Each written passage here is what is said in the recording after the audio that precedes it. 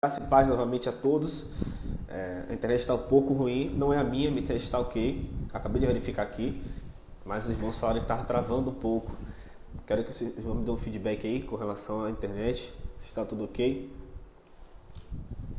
A minha está travando.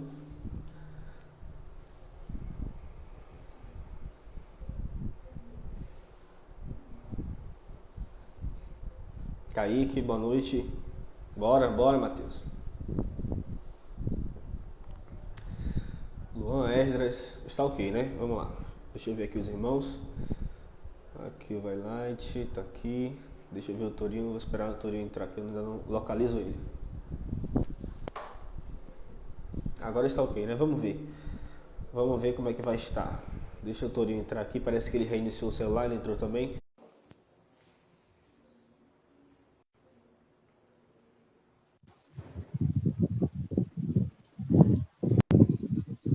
Tudo bem, meu irmão? Tudo Tudo jóia? bem, graças a Deus. Tudo jóia. Opa, tá me ouvindo bem aí? Tá tranquilo? Dá pra Tô ouvir ouvindo? bem tudo?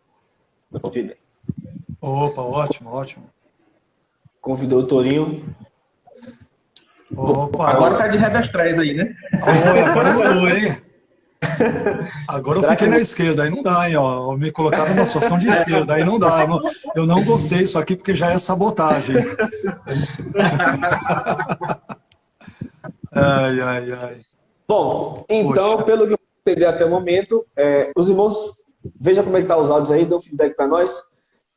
O Vailight defende que Deus decretou algumas coisas, mas não tudo, correto, Vailight? Perfeito. E o Torinho E no caso da defende que queda, Deus... Sim, pode perfeito, perguntar. desculpe, eu acho que por um delay, né? Me perdoe, não só ia dizer, Deus decretou permitir a queda. Então, parte do argumento do Tourinho, eu concordo. Deus, ele decreta permitir, e ao permitir, ele simplesmente não coloca obstáculos para que o homem, nesse caso, peque. Ele permite, de fato, que ele peque, ainda que não consinta, ainda que não deseje que ele o faça. Ok, Torinho tem o mesmo pensamento, não é isso, Torinho? Você terminou de argumentar? Tem algo mais a acrescentar Eu a respeito concordo disso? em parte com o pastor Vailate, né? Eu concordo em parte com o pastor Vailate. Nós vamos trabalhar aí a questão do pecado ser uma coisa, né? E também sobre a vontade de Deus, né? Certamente Deus... Aí a gente pode falar durante o debate, né? Ótimo. Perfeito. Então, vamos passar agora para as perguntas. ângulos que você pode observar, né? Existem ângulos que a gente pode observar essa vontade de Deus. Vamos passar agora para as perguntas. Eu quero começar com o pastor Vailight. Pergunte para o pastor Torinho, o reverendo Torinho, a respeito do tema. Até 2 minutos, por favor. Ok.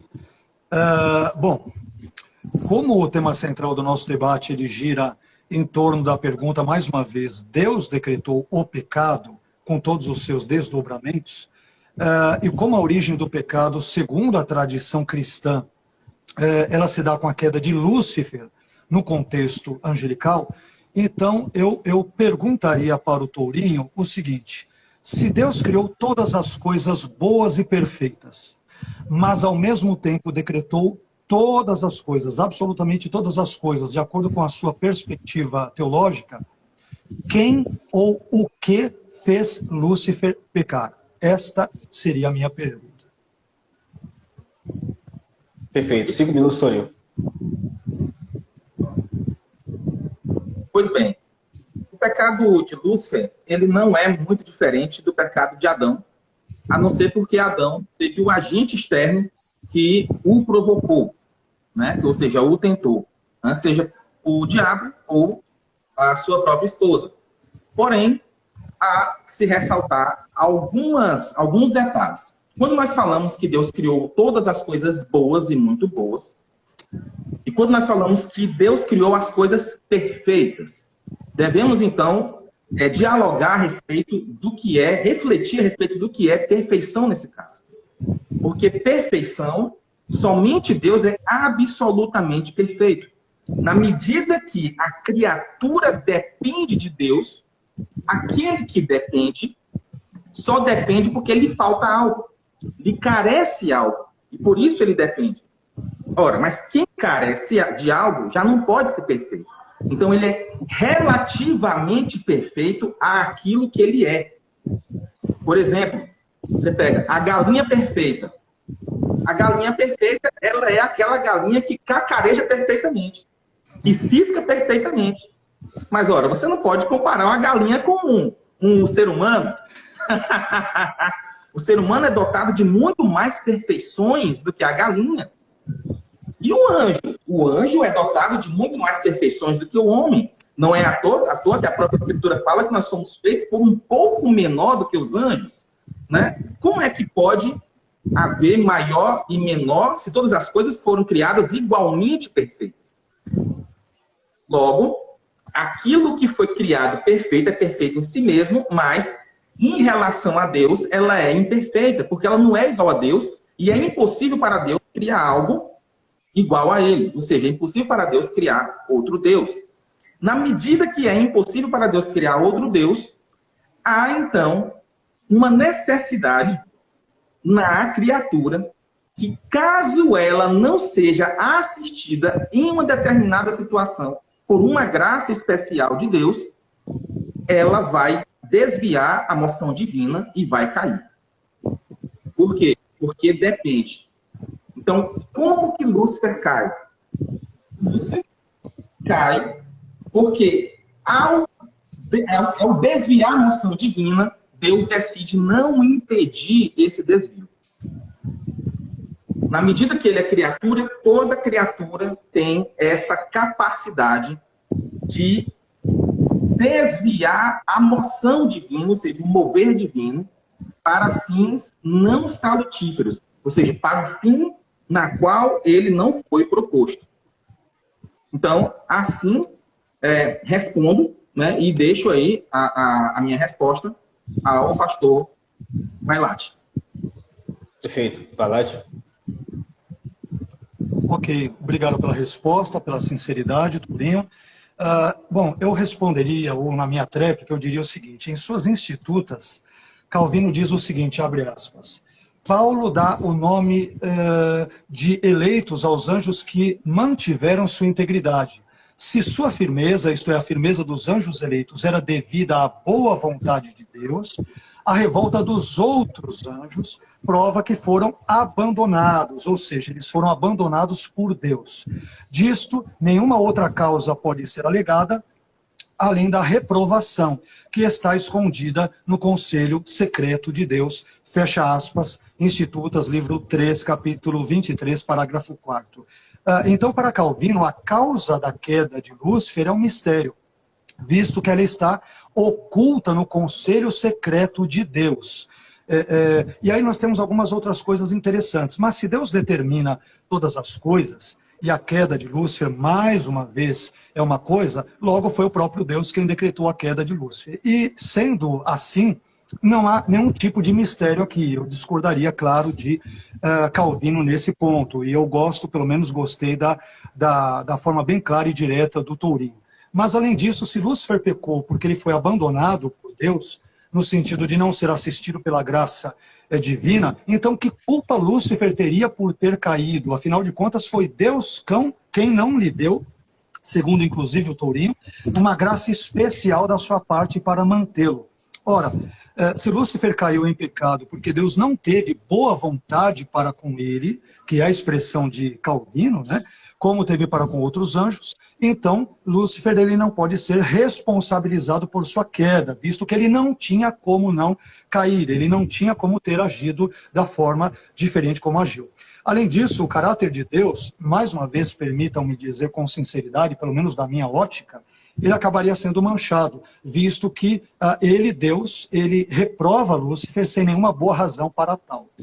Além disso, além de Calvino, vejamos o que o Catecismo Maior de Westminster, que é um documento calvinista, e sobre o qual, por exemplo, o nosso querido irmão Tourinho também se estriba, ele diz sobre a queda dos anjos. A declaração desse catecismo é mais grave do que a de Calvino. Na pergunta 19, nós encontramos escrito o seguinte, abre aspas. Pergunta 19, qual é a providência de Deus para com os anjos? Resposta, Deus, pela sua providência, permitiu que alguns dos anjos, essa permissão ela é enganosa, essa expressão, e vou provar em seguida por quê, permitiu que alguns dos anjos, voluntária e irremediavelmente, caíssem em pecado e perdição, limitando e ordenando isso, como todos os pecados deles, dos anjos, para a sua própria glória. Deus quis que Satanás e todos os demais anjos que com ele caíssem, não só porque ele permite, mas ele ordena isso, e ordena os pecados dos anjos para a sua própria glória. O texto continua. Estabeleceu os demais, isto é, os que não caíram, em santidade e felicidade, empregando-os todos conforme lhe apraz, na administração do seu poder, misericórdia e justiça. Então, note que, de acordo com o Catecismo Maior de Westminster, Deus ordena a queda dos anjos em pecado e perdição, para a sua própria glória. Bem, se este é o caso, então o calvinismo, por meio desse documento, esse extrato do calvinismo, ele acaba, infelizmente, retratando Deus como autor do mal e do pecado, apesar de todos os protestos na direção contrária. E o Tourinho, ele vai justamente complementar com esse pensamento, quando ele diz que Deus não dá uma graça especial para Lúcifer, digamos. Se eu interpretá-lo de forma equivocada, depois me corrija, tá, Tourinho? Então, veja bem, Deus não dá graça para Lúcifer manter-se santo e fiel a ele, mas Lúcifer cai justamente devido à ausência desta graça dada por Deus, que ele poderia ter dado, mas ele não quis dar, e esse Deus ainda é bom, mas a culpa não é de Deus, ela não respinga em Deus, ela não mancha o caráter de Deus, ela recai só sobre Lúcifer. Mais uma vez, esse tipo de pensamento, permitam-me dizer, ele me parece ser absolutamente incongruente, e a conclusão lógica, inevitável, acerca desse pensamento é que Deus é o autor do mal. Lúcifer não é culpado, ele é um anjo santo. Afinal de contas, ele só cumpriu o decreto divino irresistível, ele não tinha como agir de forma contrária. Torinho, dessa vez a sua pergunta. Eu pensava que eu tinha uma tréplica. Eu também pensei. Não, é só assim, é? Ah, é verdade. Tem tréplica, né? Eu também pensei. Tá bom. Perdoe. Mas como é que é? É a minha pergunta mesmo? Não, é só a tréplica. Tá. A sua tréplica, a sua resposta, a minha resposta. Exatamente. Tá, pronto, é isso aí. Pois bem, a questão do mistério não é que seja um mistério o modo como aconteceu, tanto é que Calvino descreve como aconteceu. É um mistério o porquê de Deus ter permitido isso acontecer. É a motivação de Deus do porquê isso aconteceu. Isso é um mistério. Nós não sabemos o que estava na mente divina, qual é o plano divino, em termos finais, embora a gente possa especular o que é, a gente não sabe definitivamente por que Deus permitiu a entrada do pecado, sendo que ele, sendo onipotente, ele poderia impedir. Ou seja, Deus não tentou impedir e não conseguiu. Não é essa a questão. Senão nós ofenderíamos a onipotência de Deus. Deus, então, não quis impedir. Ora, se eu digo que ele não quis impedir, então, por um certo ângulo, foi da vontade de Deus que aquilo acontecesse. Lógico, não pelo apetecimento do mal em si, mas tendo em vista os bens que ele pode sacar daquele mal. O próprio texto que o professor Vailate usou diz que Deus abandonou os anjos. O que é abandonar ou preterir? É passar por cima. Ou seja, é deixar que a criatura faça exatamente aquilo que ela quer fazer. E daí, nós seguimos que a criatura ela é responsável por aquilo que ela faz, justamente porque ela fez exatamente aquilo que ela queria fazer. Ora, se não houve nenhum impedimento externo, então assim ela fez mais livremente ainda. Mais livre é aquele que faz as coisas sem impedimento algum. Então ela fez exatamente aquilo que ela queria fazer. E Deus apenas não impediu. ela não seria responsável se fosse a moção divina que empurrasse ela para errar. E como eu falei, o decreto, nesse caso, ele é de consequência. Ele não é de consequente, ou seja, ela não age no agente, ele age no evento. Deus, então, decide não impedir que o homem, que o agente moral mal, o agente livre mal, faça aquilo que ele realmente quer. Quanto à questão de Calvino, ter dito que Deus ordenou. Veja bem, ordenar aí não é um preceito, tá? Deus não deu uma lei para que eles caíssem, mas ordenar vem do conceito medieval de providência, que quer dizer ordenar todas as coisas a um determinado fim. Quer dizer que a queda angelical não aconteceu por um acaso ou por sorte, ou sem nenhum tipo de propósito. Ou seja, que Deus não permitiu aquilo apropositadamente, né?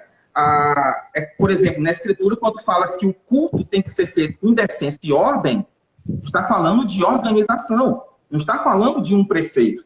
Então, nesse sentido, os medievais usavam, você pode consultar, por exemplo, Tomás de Aquino, São Bernardo de Claraval, e todos esses homens ali da escolástica, que eles vão usar o termo ordenar nesse sentido.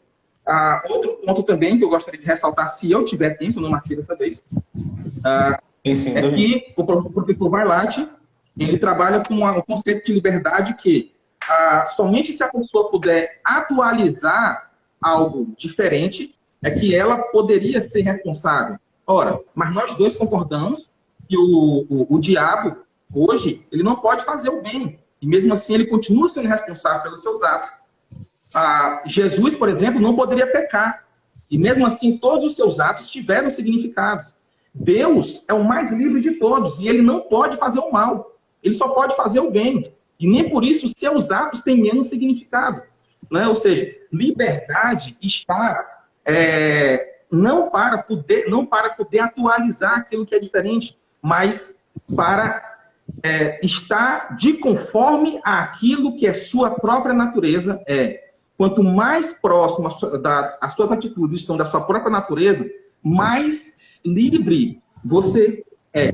Né? Então, não é porque o diabo não conseguiu atualizar diferente, e ainda nós temos esse detalhe ainda, visto que o decreto ele foi no evento, ele não impediu a decisão contrária de Satanás. Satanás poderia ter escolhido diferente. A questão é que o decreto de não impedimento, ele já age quando o homem já decide, quando o Satanás, Santo Satanás, já decidiu fazer. Então, Deus apenas torna certo. Ora, mas se ele já escolheu A, ele não pode escolher não A ao mesmo tempo. Então, isso é uma questão de lógica. Na medida que você escolhe uma coisa, o contrário já é retirado. Então, não há uma sincronia de ação, mas uma diacronia de ação. Na medida que você está fazendo uma coisa, você não pode estar fazendo a outra ao mesmo tempo. Então, é somente nesse sentido que Satanás não poderia fazer diferente. Ele poderia fazer diferente em um momento de indiferença dele, quando ele não tinha decidido nada. Mas, na medida que ele decidiu fazer, e Deus decidiu não impedir, ele já não poderia mais fazer diferente, porque ele já tinha decidido fazer. Né? Então, é o que nós chamamos de necessidade de consequência e não de consequente. Eu não sei se tem mais alguma coisa para pontuar. Beleza. Era isso aí. Então, você agora pergunta, Torinho Vailate. Minha pergunta para o professor Vailate. Vou voltar.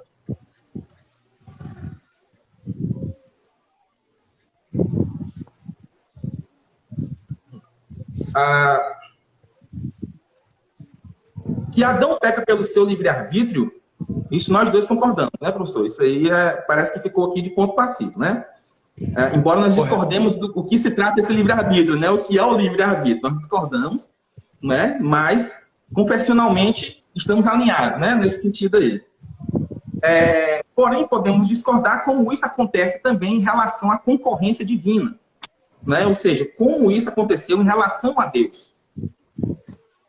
Minha pergunta é: Deus poderia impedir o pecado de Adão?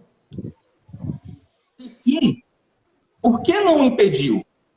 Se não, onde está a sua onipotência? Vamos lá, repito. Eu acredito, inclusive, que a resposta vai ser sim, né? Mas vou deixar outra opção também. Deus poderia impedir o pecado de Adão ou de Lúcifer? Pode ser de Lúcifer também. Se sim, por que ele não impediu? Se não, onde está a sua onipotência? Ok. Primeiramente, Deus poderia impedir o pecado de Adão? Sim, poderia. Não só porque ele é onipotente, mas ele também é onissapiente, ele é todo sábio nos seus caminhos, todo justo, enfim, todos os demais atributos, qualidades, adjetivos que o caracterizam como Deus santo, bom, perfeito e assim por diante. E aí você, na segunda pergunta, me questiona se sim, porque ele não impediu.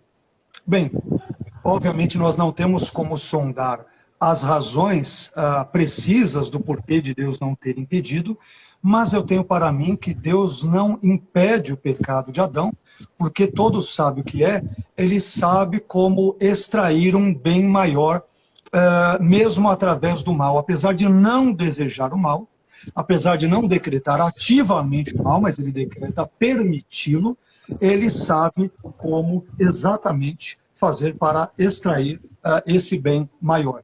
E, obviamente, isso não torna Deus impotente. Ele tem todo o poder, evidentemente, mas não para fazer coisas que sejam contrárias ou contraditórias à sua natureza e ao seu caráter. Deus não pode criar, obviamente, outro Deus igual a ele. Ele não pode, como os filósofos pensaram e refletiram a esse respeito, né, e lucubraram a esse respeito, Deus não pode criar uma pedra tão grande que ele mesmo, ele próprio, Deus, não possa movê-la.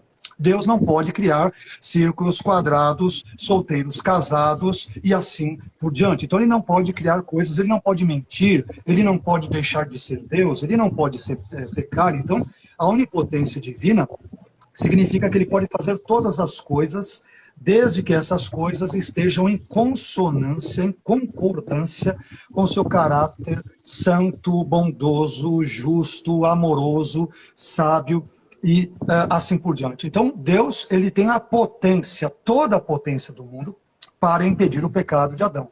Talvez poderíamos também dizer aqui, um ponto que será, em algum momento, eu creio que tocado adiante, se eu qualquer coisa correr um pouco mais, me corte, tá, Júnior?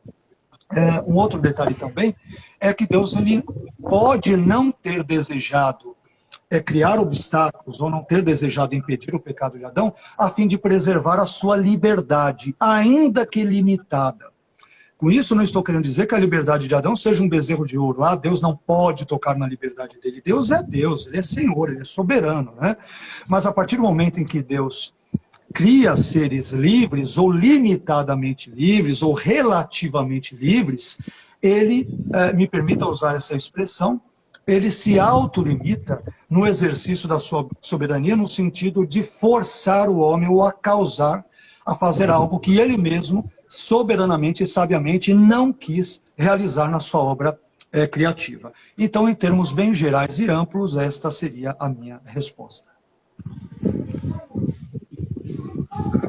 Eu concordo com o professor Vailate falou, em vários aspectos, né? No aspecto de que Deus poderia impedir o pecado de Adão, que ele não impediu porque ele queria dali sacar bens maiores, que ele não poderia sacar se não tivesse aquele evento. Na medida que Deus é todo sábio, tudo aquilo que ele permite acontecer, ele tem um propósito. Mas eu gostaria de instigar um pouco mais essa nossa investigação, né? Na medida em que Deus poderia impedir o pecado de Adão, e isso o professor Vailate concordou, né? Que Deus poderia impedir o pecado de Adão, e na medida que ele não fez por algum motivo, mas ainda assim poderia impedir, e sem deixar de ser bom, que a própria Escritura diz que aquele que pode fazer o bem não faz, não está pecando. Ou seja, é um princípio bondoso você impedir alguém de fazer uma maldade, fazer algo ruim, né? Ou seja, é bom impedir que se faça algo ruim, né? Então, Deus, ao não impedir o pecado, ele não impediu, também porque não quis impedir o pecado. Ora, mas aí entra a nossa questão. Quando Deus decide não impedir o pecado, ele também, naquele momento, torna o evento certo. A essa decisão, nós chamamos de decreto. E nesse sentido, dizemos que Deus decretou o pecado. Veja, o pecado como evento, a queda. Decretou porque ele poderia ter impedido. Agora, a próxima instigação que eu quero fazer ao professor Vailate é, na medida que Deus não impediu, ou seja, ele não tentou impedir e não conseguiu, o senhor concordaria comigo que, visto por um certo ângulo, veja bem, não absolutamente, tomado em todos os termos, mas visto sob um certo ângulo, a queda também foi da vontade de Deus? Só um detalhe, essa daí é a sua, eu nem sei mais onde eu estou. Isso é réplica, é pergunta, porque depois seria uma pergunta. Não é Ele isso? perguntou, Não, você eu respondeu, agora ele falou... e Eu agora... fiz a pergunta, o senhor respondeu, aí agora eu respondi de novo, aí agora o senhor vai ter a sua resposta. A sua já foi a tréplica, agora ele pergunta... Então, isso que eu estou achando, já foi a tréplica, então não é uma nova pergunta, porque agora quem Não é faz a uma segunda nova pergunta sou eu, não é isso? Exatamente. Exato, Mas então, tudo bem. em rodada tese... Eu também me perdi. Em tese, Torinho, foi uma pergunta retórica, entre aspas. Você terminou a sua Isso, tréplica com uma exatamente. pergunta, porque a pergunta agora, por isso que eu falei. Mas, claro, Se eu posso quiser usar iniciar a parte sua do... pergunta respondendo Sim. brevemente, não tem problema, viu, Alex? Eu estou respondendo a sua resposta e fiz uma pergunta retórica. Né? Ok. Se não foi, se também, visto por um certo ângulo, né? Como falariam os medievais, né? Segundo quid, né? Foi da vontade de Deus a queda. É uma pergunta retórica. Eu tô falando assim, eu creio que foi da vontade de Deus a queda, e a queda foi decretada porque Deus poderia impedir, e ele não impediu, ele não tentou impedir a queda. Veja bem, ele não tentou e não conseguiu. Ele simplesmente não impediu. Né? E como ele não foi forçado por nenhum agente externo, voluntariamente Deus decidiu Adão pecar. Né? Então, olha, veja bem, voluntariamente quer dizer o quê? Que foi da vontade dele permitir que o pecado entrasse no mundo. Né? Então, o que eu quero dizer aqui, né? Para poder a gente passar a panos limpos, para poder não ficar... Parece que não ficou tão claro, né? Que foi da vontade de Deus que a queda acontecesse visto por esse ângulo, né? E eu não sei se eu acho que o pastor Vailate discorda, né? Porque ele disse que não... Só voltando aqui, de fato, agora é a tréplica do Vailate. Depois ele que responde essa, ele pergunta para... Porque ele perguntou, você responde, ele tem a réplica e depois volta para você com a tréplica. Então, de fato, agora é a tréplica do Vailate. Não, mas eu perguntei... Não, eu fiz a pergunta para ele. Eu perguntei... eu perguntei... Ele perguntou... Ele fez a resposta e eu fiz a tréplica, não é isso? E agora... Não, isso foi na primeira Não, rodada. aí Agora foi ele. Tá. Isso. Não, desculpe, você fez a outra. Agora você fez a pergunta e eu respondi. Perfeito. Eu fiz a pergunta, aí o senhor respondeu. E você fez a sua aí agora tréplica. Isso, aí agora é a vez do senhor fazer a sua... Tréplica e depois a sua pergunta. Depois da tréplica vem o quê mesmo, hein? A pergunta dele. Perfeito. Então agora é minha tréplica. Perdão. Exatamente. Okay. Então vamos lá. Bom, dentro da minha tréplica, então, o que ocorre? Eu entendo, eu concordo com a sua fala quando você diz, Tourinho, o seguinte. Você disse textualmente, com essa fala sua, com esse recorte aqui, eu concordo, tá? Quando você disse o seguinte, se eu concordo que foi da vontade dele, isto é, de Deus, permitir que o pecado acontecesse. Sim, foi da vontade de Deus permitir que o pecado acontecesse, não que Deus desejasse ativamente isto. E como eu disse também em algum momento da minha fala, a partir do momento em que Deus cria seres humanos, ainda que relativamente, limitadamente, significativamente, dentro, obviamente, de certos contextos, livre. Então, se ele sempre que o ser humano fosse cometer algum tipo de pecado, Deus fosse impedi-lo. Por exemplo, o sujeito vai dar um tiro, Deus vai lá e faz a bala parar no cano do revólver. Uma pessoa vai dar um soco na outra na rua, no meio do trânsito, numa briga, um anjo vem e impede o seu soco no ar. Uma pessoa vai dar um tiro em algum outro contexto e, de repente, Deus emperra o tambor do revólver para que isso não ocorra. Sempre que Deus for interferir nesse sentido, a fim de tolher a liberdade do homem, que é uma coisa boa que ele mesmo, Deus, criou e lhe deu, então, obviamente, o homem não seria livre. Aí é que envolve um problema, entendo eu, na fala do Tourinho em algum momento, claro que em termos de discordância, né, quando ele vai dizer que, ou disse agora há pouco, que Lúcifer, por exemplo, ele pecou, mas conforme a sua natureza. Deus ele não o moveu para fazê-lo e assim por diante. Então ele pecou a partir da sua própria natureza. Mas aí é que é o problema, porque se a natureza dele é criada como boa, como santa, e diferentemente de Adão, Lúcifer, depois de cair e se tornar Satanás, ele torna-se esse tentador externo, esse agente externo da sua queda, que o persuade a cair. O problema é que Lúcifer ele não tinha uma natureza má, ele não tinha uma natureza malévola. Então a sua natureza, a sua volição, digamos, que tudo aquilo que ele tinha, enquanto elementos constituintes do ser Lúcifer, eram bons.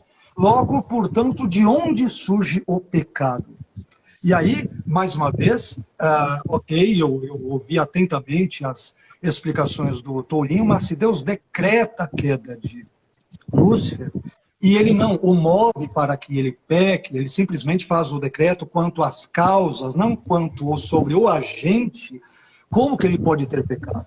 Né? Então, esse é de fato um problema que fica, entendo eu, pelo menos percebo ou entendo eu, que fica dentro dessa nossa conversa. Mas, mais uma vez, sim, é claro que dentro do que nós falamos, Deus ele permite que Adão peque, e peque livremente, mas quando eu falo mais uma vez que ele permite, é importante citar aqui que Arminio vai dizer que Deus ele não concorre, ele não coopera de jeito nenhum com a vontade de Adão, para que esse venha a pecar. Ele vai dizer isso nos seus textos, algo semelhante uma análise de Romanos 9, na carta de Romanos 9, que ele endereça ao seu ministro, amigo Gélios Necanos, do contexto friso. Ele vai dizer que Deus ele não coopera no sentido de favorecer o pecado de Adão, de modo que se Adão quisesse, ele poderia não ter pecado.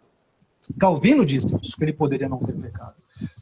Vários estudiosos calvinistas dizem que Adão poderia não ter pecado, o que me faz pensar, embora eu imagine que o Tourinho vai discordar de mim desse ponto, o que me faz pensar que Adão tinha aquilo que nós arminianos chamamos, e não só nós arminianos, molinistas e outros, chamamos de liberdade libertária, isto é, ele poderia não ter pecado. É claro que o Tourinho dirá, mas a partir do momento em que Deus emite o decreto, ele não pode mais deixar de pecar. E daí é que envolve as nossas pequenas discordâncias em elementos, digamos que razoavelmente periféricos, mas nem por isso menos importantes da nossa fala. Ok? É isso aí que eu diria. Perfeito. Agora o senhor pergunta. Agora sim eu que pergunto. Ok. É isso que eu estava... A gente estava naquela réplica, então é isso que eu... Ok, vamos lá. Bom, então é a minha segunda pergunta, né? Bom, talvez eu seja um tanto quanto repetitivo, mas nós vamos entrar em outras questões que eu diria que, claro, aprofundando mais, tentando cavocar mais os assuntos ditos, eu vou fazer a seguinte pergunta, a segunda pergunta, dando continuidade a essa primeira pergunta sobre a queda de Lúcifer. Bom, uma vez que Deus criou Adão reto, conforme Eclesiastes 7:29, conforme vários textos da Bíblia que dizem que Deus é luz, nele não há treva nenhuma, em Deus não habita justiça, e enfim, tantos outros textos, ele é puro de olhos para ver o mal, texto de Abacuque e tal. Bom, uma vez que Deus criou Adão reto, dentro de todas as explicações prévias que o Tourinho disse, é uma perfeição relativa e tal, ok, concordamos nesse ponto, uma vez que Deus criou Adão reto, mas ao mesmo tempo, segundo o sistema teológico calvinista, Deus decretou todas as coisas, as ordenou, claro, considerando todas as explicações do conceito de ordenança medieval, escolástico e assim por diante, tomista e com todos os outros detalhes. Deus decreta todas as coisas, incluindo o pecado de Adão. Em que sentido Adão pode ser, de fato, responsabilizado por sua queda? Porque há muitas semelhanças, entendo eu, entre o argumento do Tourinho quanto à queda de Lúcifer e de Adão. Ele, inclusive, já explicitou isso de uma certa forma. Mas em que sentido Adão pode ser responsabilizado, ou ele era livre mesmo, visto que Deus decreta a sua queda, ele torna a sua queda certa? E dentro de outros detalhes ainda, que eu não vou agora explicitá-los, e vou aguardar, obviamente, a pergunta do Tourinho. Então, mais uma vez, se Deus determina todas as coisas, incluindo o pecado de Adão, que é evidentemente uma coisa, claro, então em que sentido Adão pode ser responsabilizado, visto que, segundo o decreto, ele não poderia ter feito diferente do que fez? Embora o Tourinho diga que, talvez irá dizer que ele poderia, mas se ele poderia, então a queda não era necessária, ela era contingente. Não é isso? Ele poderia não ter caído, ela era contingente. Contingentes são aquelas coisas, só para explicarmos para quem nos assiste, nos ouve, nos vê, aquelas coisas que podem ou não acontecer. Deus não é um ser contingente, ele é um ser necessário. Sim, é verdade. Mas, uma vez que a queda poderia não ter ocorrido, e portanto ela é contingente, em que sentido o Tourinho diz que ele defende, ele começou a dizer isso bem na sua introdução, que qualquer calvinista que disser que Adão não tinha livre-arbítrio, né, isso é uma heresia. Mas é claro que nós estamos falando de livre-arbítrio com conceitos distintos. A visão do Tourinho é mais compatibilista, a minha libertária e tal. Mas em que sentido, de fato, ele é livre ou responsável se apenas eu entendo que ele não poderia ter agido da forma diferente da que agiu, uma vez que Deus decreta ou ordena que ele caia, né? Em que sentido, de fato, ele pode ser responsável? Por favor, Tourinho.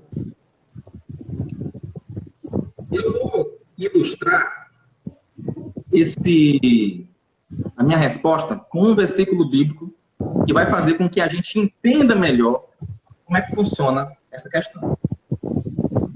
A Escritura diz o seguinte, em palavras minhas, o texto todo mundo conhece, lá de São Tiago, né, se eu não me engano, no capítulo 4, ele vai dizer que você não diga que vai fazer isso, assim, amanhã. Mas diga assim, se Deus quiser, amanhã nós faremos isso, assim. E, um pouquinho mais à frente, no mesmo versículo, ele vai dizer que é maligno o homem se jactanciar nas suas próprias capacidades, né? Veja bem, esses homens, eles fizeram planos, eles decidiram que iria fazer, digamos, sei lá, vamos pôr um pecado. Amanhã eu vou assaltar alguém. Né? Ele tomou essa decisão. Já tomou essa decisão. Se Deus não impedir, esse feito é certo. Ele vai acontecer. E Deus pode também impedir o homem mau de cometer um pecado. Com Adão não foi diferente. Na medida que Deus já tinha a ciência, através do seu conhecimento natural, alguns chamam de conhecimento de simples inteligência, né? Que Adão certamente cairia caso ele não impedisse. Então, Adão já tinha tomado essa decisão. O poder, ele tinha de fazer diferente, mas ele não tinha mais o querer. É assim que Calvino explica. Calvino explica o quê? Que o homem tem o poder de fazer diferente. Mas naquele momento que ele comete o pecado, ele já não tem mais o querer de fazer diferente. Por quê? Obviamente, porque ele já quer fazer outra coisa. Quando é que o decreto acontece? O decreto acontece quando Deus decide não impedir algo que o homem já tem certeza que vai fazer. Ou seja, é um evento, o evento vai acontecer se Deus não impedir. É como, suponhamos, alguém que, o exemplo que o senhor citou, do homem dando um tiro no outro. Ora, se não tiver nenhum obstáculo à frente, aquela munição que saiu do cano da arma vai pegar na pessoa. Não é assim? Ou seja, você podendo impedir e não impede, você tornou o evento certo. Mas veja, não foi você que coagiu o homem a atirar. E ele poderia não atirar antes de atirar. Mas no momento em que ele atirou, já não se volta mais atrás. Da mesma forma, um homem, na medida que ele já decidiu fazer A, ele não pode, ao mesmo tempo, querer não A. Porque ele já não tem mais aquele querer, ele tem outro querer. Então a questão aqui não está no poder. O poder ele tem porque ele é homem, ele é racional. Até o homem depravado, depois da queda, ele tem o poder de fazer o bem, porque ele não tem o querer. Não é verdade? Então, a questão aí, como Adão era livre? Adão tinha o poder. Mas na medida que ele decidiu pecar, ele já não tinha mais o querer. E aí, ele era muito livre naquele momento, porque ele não fez coagido por nada externo. Ninguém forçou Adão a pecar. Ninguém colocou uma arma na cabeça de Adão e falou assim, ó, agora você vai fazer isso. E ele fez contra a vontade dele. Não. Ele fez de acordo com a vontade dele.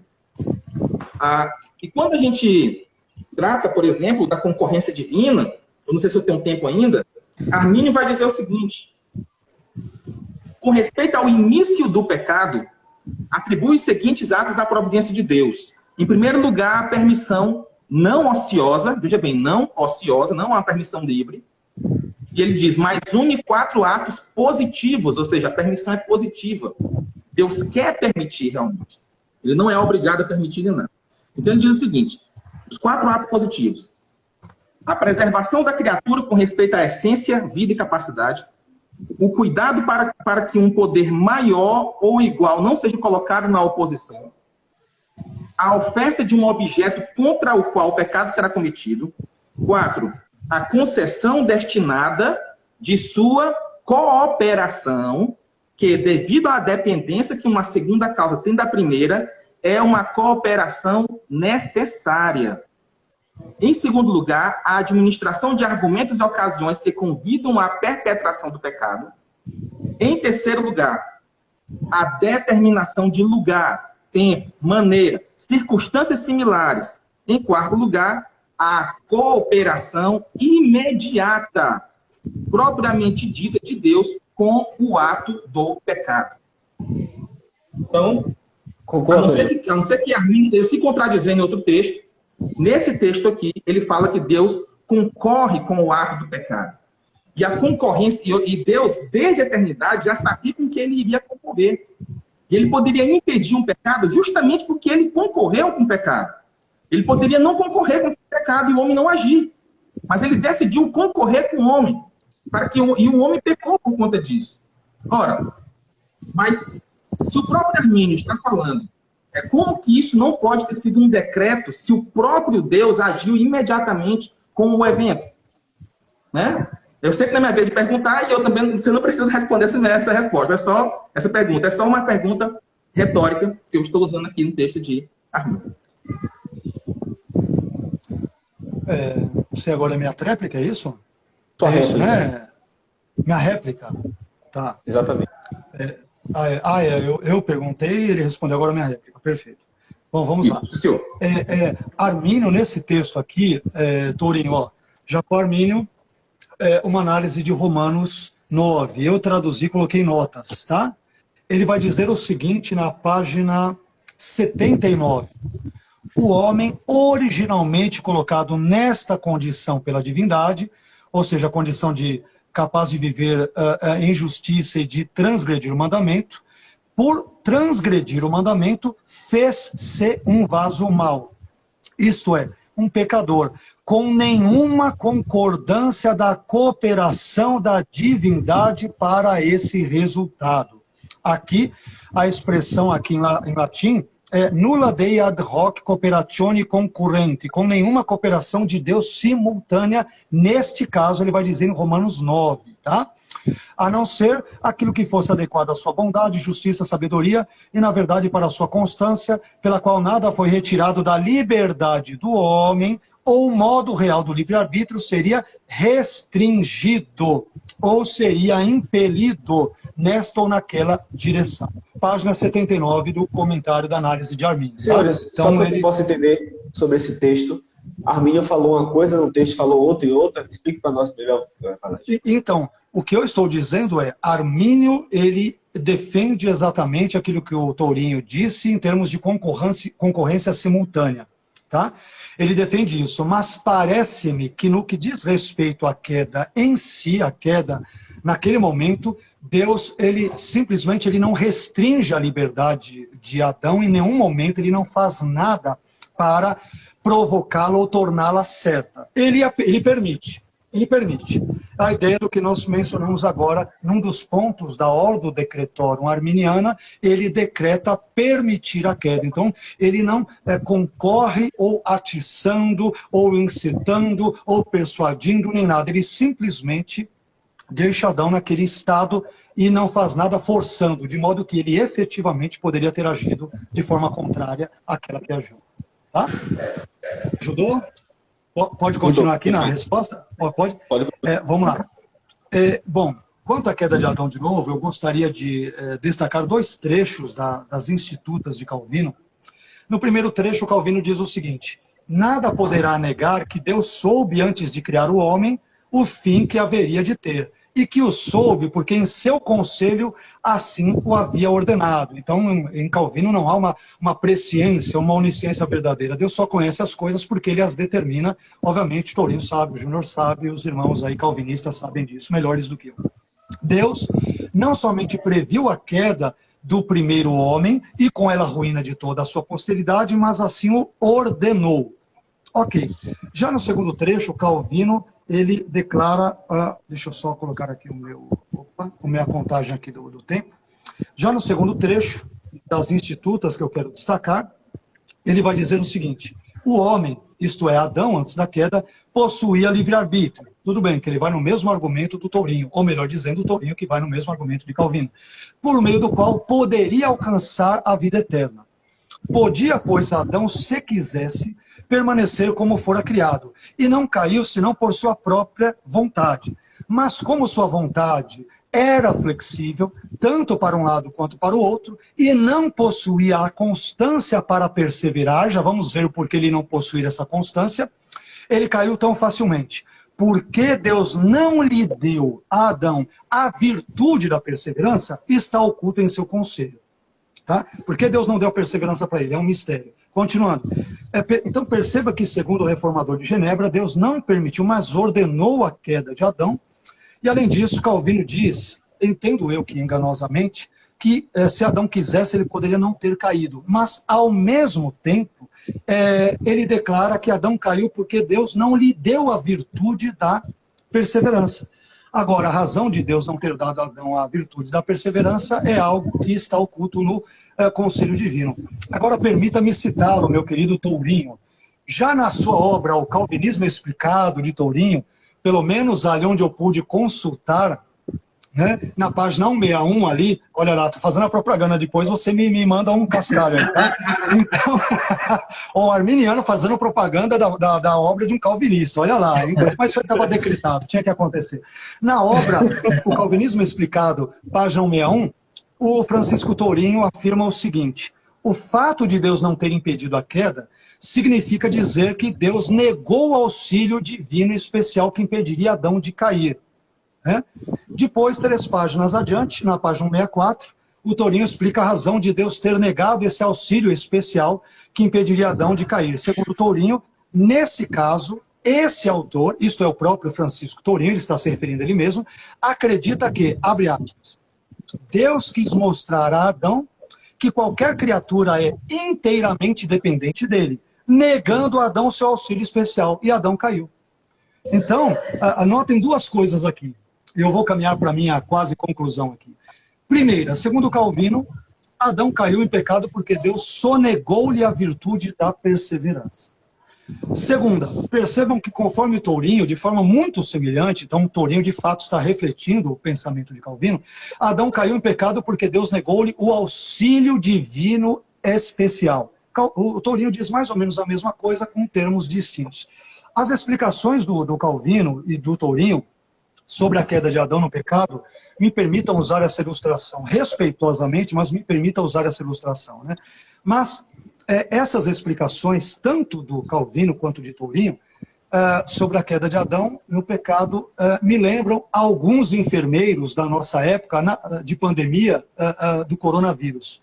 Vocês devem ter visto na TV e nas redes sociais vários casos de enfermeiros que estão aplicando a injeção no braço da pessoa, mas que não estão empurrando a ampola com o remédio.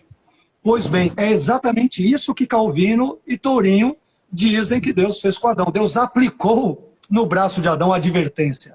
Não coma da árvore do conhecimento do bem e do mal, mas ao mesmo tempo Deus não empurrou a ampola, contendo o remédio da virtude da perseverança, segundo Calvino, e do auxílio divino especial, segundo Tourinho. Por isso Adão caiu. Mas acreditem, a culpa foi totalmente de Adão e não de Deus, que sonegou-lhe a virtude da perseverança e o auxílio divino especial. Então percebam que, segundo a perspectiva de Calvino e do Tourinho, infelizmente, parece-me que a cura acaba sendo pior do que a doença. Me permitam usar essa ilustração, evidentemente, de forma respeitosa.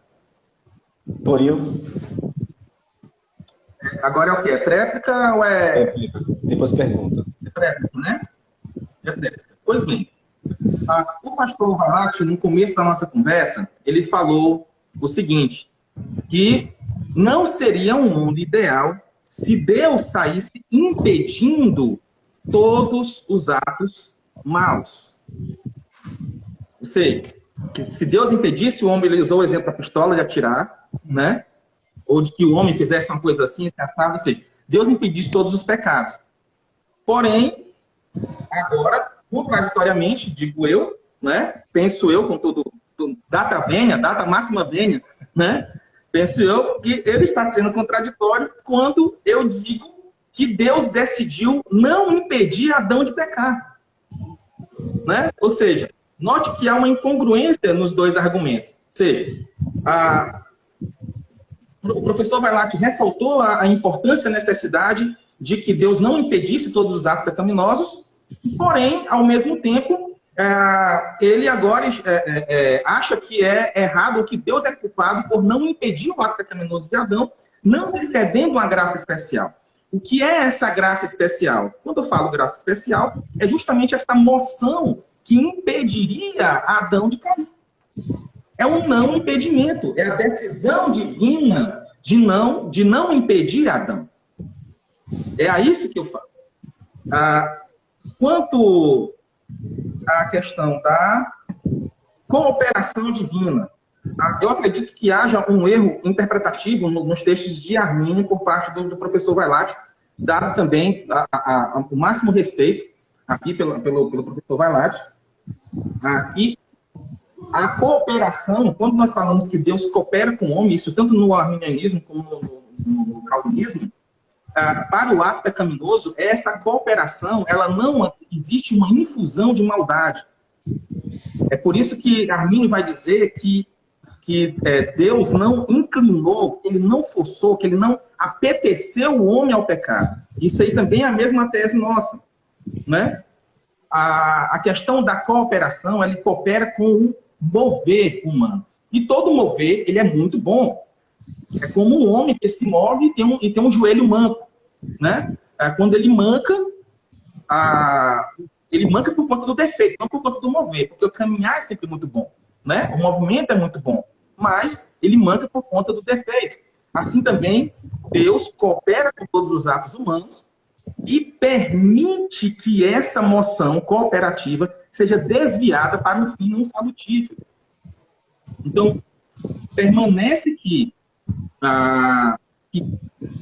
Deus coopera imediatamente, como nas palavras de Jacob e Armínio, a cooperação imediata, propriamente dita, de Deus com o ato do pecado. Né? No volume 2 das obras de Armínio, da CPAD, 2015, página 549 e 550. Isso na versão digital. Né? Depois eu posso passar aqui, é porque eu não estou em casa, e aí eu não estou com a biblioteca aqui, acabei pegando eu estou fazendo um curso em outro estado, então eu estou em outro estado, né? Nem na casa do vizinho. Porém, nós temos também aqui John Wesley, reverendo John Wesley, reverendo John Wesley vai dizer o seguinte: o alfa e o ômega, o princípio e o fim, aquele que é, que era, que há de vir, sua plenitude de ser indicada pelo seu outro grande nome, eu sou o que sou, sua onipresença, sua onipotência, aquele que é realmente único agente no mundo material. Toda a matéria é essencialmente bruta e inativa e somente se movimenta quando o dedo de Deus a move. Repito, toda a matéria é essencialmente bruta e inativa e somente se movimenta quando o Deus de Deus a move. Ele é a fonte da ação em todas as criaturas, visíveis e invisíveis, as quais não poderiam agir nem existir sem um influxo contínuo e a ingerência do seu poder todo-poderoso. Ou seja, não existe permissão ociosa, não existe esse conceito de Deus, não. Deus só simplesmente permitiu, deixou a criatura livre. Não, é quando Deus permite, ele é um ato positivo da decisão divina. Ele não permitiu pensando assim, vou permitir e deixa ver o que vai acontecer. Não é isso. Por isso que nós cremos que Deus decretou, porque o homem já tinha decidido pecar e Deus decide concorrer com esse ato pecaminoso. Veja bem, não por uma infusão de pecado, ou seja, ele não coagiu o homem a fazer isso. Mas na medida que o homem decidiu fazer, Deus decide concorrer com ele. E poderia não concorrer, assim impedindo o pecado. Ou poderia concorrer e infundir nele uma graça especial, fazendo ele não ter vontade mais de pecar. Ou seja, existem várias alternativas para Deus, para que ele pudesse impedir, para que ele possa impedir um ato pecaminoso. Né? Nós temos também, o professor Weilac citou o texto de Calvino, em que ele diz o seguinte, que Deus ordenou, não foi? Cadê? Ô, Jesus. Professor, tá aqui. Oi? Aqui, aquele lá, assim. Deus não só viu de antemão a queda do primeiro homem, e nela a ruína da sua posteridade, mas também a ordenou, né? A ordenou. Isso aqui eu já até expliquei já a questão da ordenação, e é bom lembrar que a palavra ordenar, aqui no latim, né? Ela é a mesma palavra para administração, para gerência, para organizar, né? É a palavra... Só pegar bem que o texto em latim aqui para eu não me confundir. E é a palavra aqui, dispensate, né? Que é a mesma palavra para administração, né? Tanto é que o texto, literalmente, quando traduzido do latim, ele fica, nem deve parecer absurdo que eu digo, Deus não só viu de antemão a queda do primeiro homem, e nela a ruína de sua posteridade, mas também a administrou por seu arbítrio. Né? Inclusive, a versão em português está dessa mesma forma, um pouco de nuance, mas está nessa mesma linha, de administração. Né? E quando nós vamos aqui para as obras de Armínio, né? Armínio, ele vai dizer algo parecido. Parecido não, você... Olha só o que ele diz aqui. Né? Vou até colocar aqui no texto para quem quiser ver. Né? Faço agora a seguinte pergunta. Toda a administratio, ou seja, administração, gestão, dessa tentação deve ou não ser atribuída a Deus? Se eles disserem que não, que ela não deve ser atribuída a ele, estarão ofendendo a providência e as escrituras e a opinião de todos os nossos teólogos. Se confessarem que deve ser atribuída a ele, estarão confirmando o que eu disse. Mas qual foi o fim dessa conduta? Um experimento ou provação. Isso aqui Calvino também vai falar. Se Eva tivesse tomado a decisão de abster-se do ato, poderia receber elogios de seu senhor e criador por sua obediência. O seu exemplo, aqui ele vai continuar falando dos exemplos dos irmãos José, e como Deus ordena o pecado para coisas boas, né? Ou seja, ele não quer o pecado pelo pecado, mas para sacar coisas boas. Mas olha só. Eu acho que passou bem. Passou, conclua, Antônio. Conclua, já passou 6 minutos. Mas conclua. Desculpa. Conclua. Acabou o tempo? Conclua seu pensamento para não ficar interrompido. Tá. Ele diz o seguinte: Deus deu as concubinas de Davi nas mãos de Absalão isto é, permitiu fazê-lo, veja, que permitir está intercambiado com dar. É um ato positivo. Não é simplesmente um ato leniente. Deus não se retira para que aquilo aconteça. Né? Ele apenas não infunde maldade, ou seja, Absalão já era mal. Né? E aí, ele vai terminar aqui o texto. Eu porque senão eu vou acabar me estendendo demais, porque o texto é bem grande. Vai dar 10 minutos daqui a pouco aí, ó. Desculpa. Isso é favorecimento, hein, ó. A última frase, ele diz: mas a Bíblia diz que Deus dirigiu e controlou todas essas ocorrências. Né? Ou seja, está em concordância com o próprio pensamento de João Calvino. Né? Ou seja, controlou. Então a Bíblia está concordando com Calvino? Será que a Professor, mediador, eu vou lhe pedir um favor. Pode falar. Esse tempo que eu coloquei a mais, que eu falei a mais, o senhor coloca para o professor Vailate para que a gente possa equilibrar o debate, porque senão vai ficar injusto. Né? Esse tempo que eu usei a mais, inclusive, o professor Vailate possa também agora é a sua pergunta e ele vai ter o tempo mesmo que tempo que você. Você agora pergunta para ele. Pronto. O senhor marcou aí o tempo que eu fiquei falando e o professor Vailate. Vamos lá. O professor Vailate, ele tem uma noção de livre-arbítrio chamada livre-arbítrio libertário. Né? Na Idade Média era chamado de liberdade irrecepta, né? Ou seja, aquela liberdade indeterminada. Pois bem, a implicação dessa liberdade é que o homem ele só é livre se ele puder atualizar um ato diferente. Veja bem, não é o poder de fazer diferente. Não é no momento da indiferença ele poder fazer diferente. Mas que mesmo depois dele ter decidido, ele ainda pode fazer diferente. Algo que me torna um pouco estranho, porque ele critica a minha noção de decreto divino, né? Quando eu digo que Deus tornou o ato certo, como se o decreto pudesse influir alguma decisão divina, na decisão humana já tomada. Mas, enfim, ser livre, os atos só têm significados se o homem puder atualizar, ou seja, trazer à existência, fazer no tempo, não hipoteticamente, mas fazer no tempo, aquilo que era diferente daquele ato que ele poderia tomar, e que é isso que dá significado aos atos humanos, senão ele não tem responsabilidade, ou seja, ele não tem significado. Então eu pergunto, Jesus poderia pecar?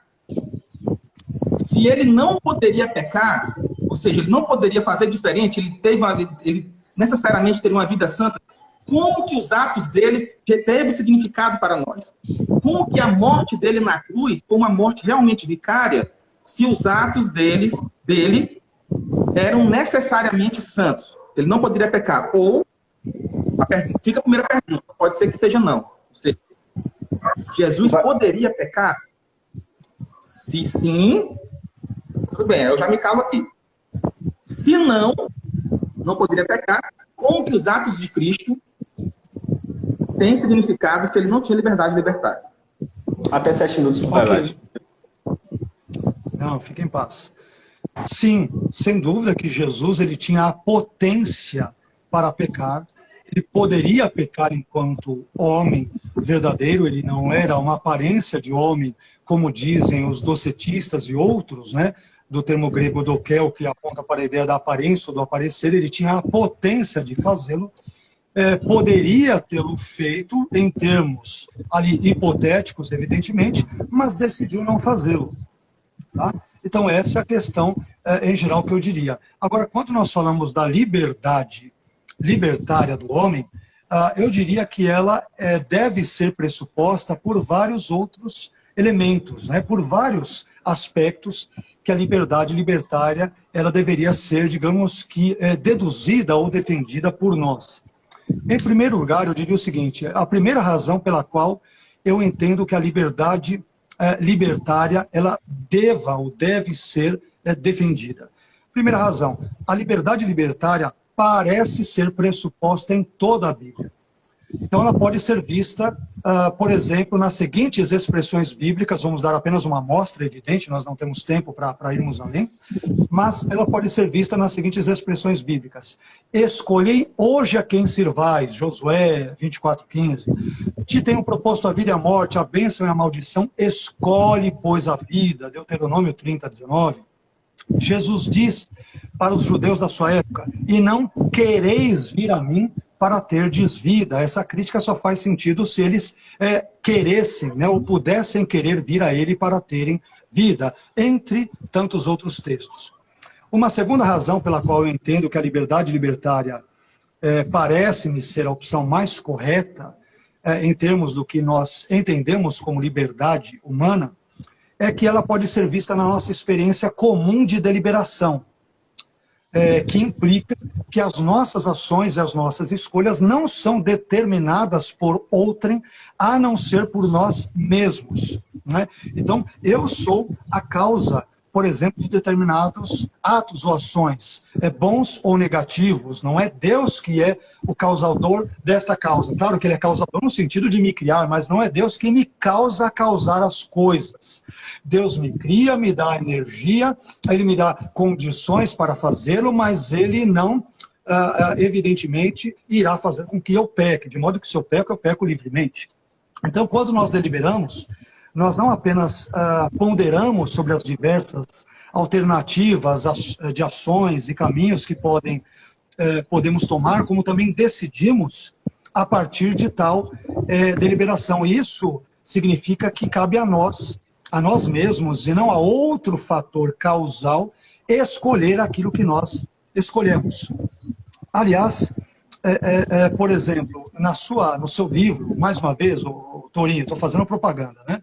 O Calvinismo é explicado na página 11, você escreve o seguinte: explicaremos o porquê da doutrina calvinista ser superior no sentido acadêmico que as concorrentes, como molinismo, arminianismo, escotismo, suaresismo, durandismo e assim por diante. Ora, se você, Tourinho, chegou à conclusão de que a doutrina calvinista é superior, na sua perspectiva, às demais doutrinas, isto se deu porque você, podendo escolher sistemas teológicos, né, podendo escolher sistemas teológicos alternativos, decidiu livremente escolher o sistema calvinista. E se você mesmo fez tal escolha, podendo fazer diferente do que fez, segue-se que a liberdade libertária parece-me seja verdadeira e que o compatibilismo filosófico não o seja.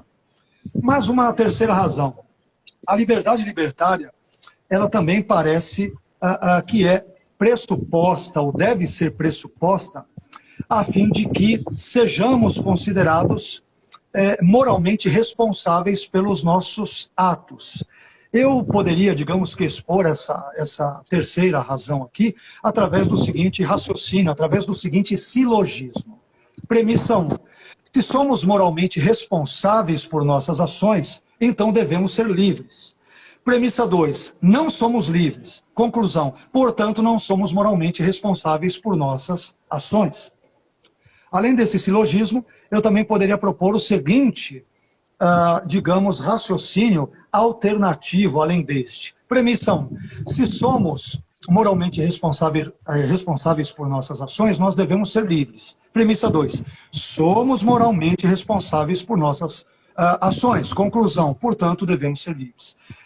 Eu termino nesse ponto, pelo menos esses pensamentos, esse raciocínio breve, dizendo o seguinte, que o conceito também de liberdade, crido pelo senso comum e defendido pelo nosso sistema legal, para não dizer praticamente o sistema legal ou jurídico internacional, brasileiro, americano, de toda a América Latina, da maioria esmagadora de todos os países. Então, o senso comum e também o sistema legal, jurídico, praticamente universal, ele é baseado no nosso conceito filosófico, eu digo meu, né, força de expressão, no meu conceito, no conceito dos arminianos e molinistas, digamos, que, guardadas as devidas reservas, no nosso conceito filosófico de liberdade libertária, e não no conceito filosófico de liberdade compatibilista. O direito, de forma geral, mundial, ele é baseado